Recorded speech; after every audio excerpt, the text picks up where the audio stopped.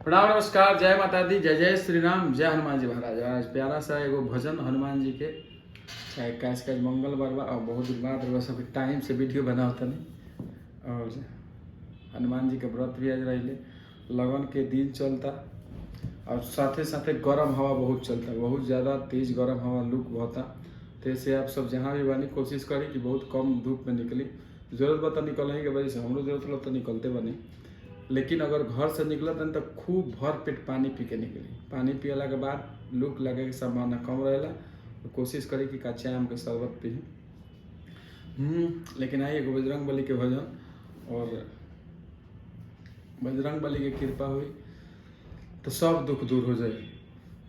कि पवन तनय संकट हरना, मंगल मूर्ति रूप, राम लखन सीता सहितम, हृदय बसहु सुरभूप।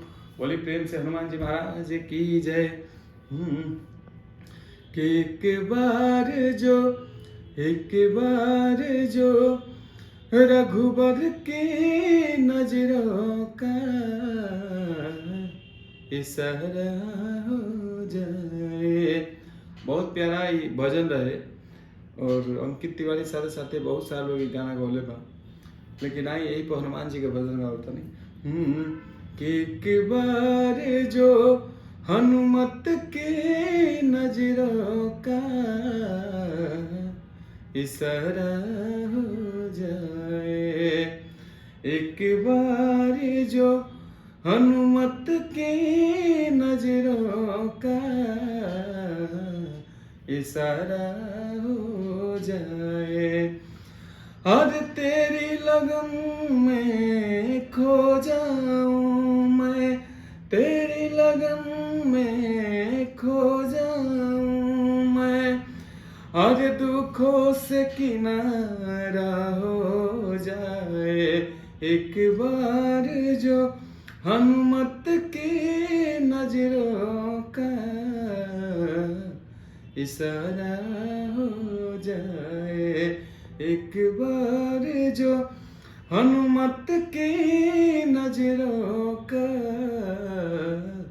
इशारा हो जाए। चलिए प्रणाम नमस्कार। और कल प्रोग्राम भी बा हमने के बलरामपुर जिला छत्तीसगढ़ में रितेश पांडे जी, धनंजय शर्मा जी, आलोक कुमार जी, और साथ साथ लेडीज में निर्मला यादव, दो गोला के स्टार।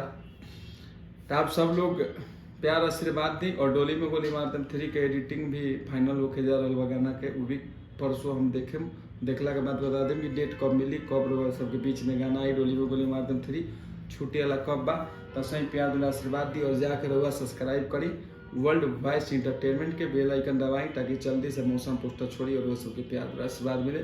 साथ ही साथ एक बार नया चैनल खुलल झुनझुन म्यूजिक, तो उस सबके भी यहाँ पर प्यार आशीर्वाद बनल रहे। नमस्कार, प्रणाम, जय माता दी, जय जय श्री सीताराम।